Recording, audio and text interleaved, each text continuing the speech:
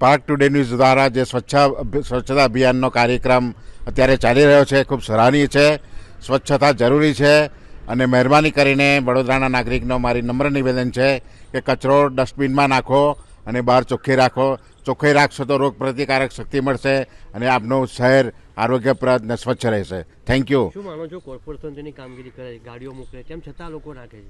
Corporation કામગીરી કરે છે પણ પૂરતો સહકાર નથી મળતો અને એમની હેબિટ પ્રમાણે આ કચરાનું જે વ્યવસ્થિત કામ તો નથી થતું. એટલા માટે સ્પાર્ક ટુડે ન્યૂઝ ખૂબ જ સરાહનીય કામ કરે છે, ઉમદા કાર્ય કરે છે. Appreciate it. શું અપીલ કરો લોકોને?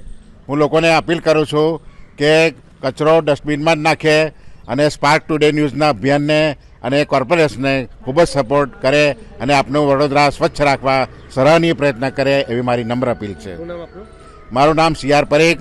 હું સ્ટેટ બેંકમાં રિટાયર્ડ ડેપ્યુટી મેનેજર છું અને બરોડા વઘોડિયા પર રહું છું.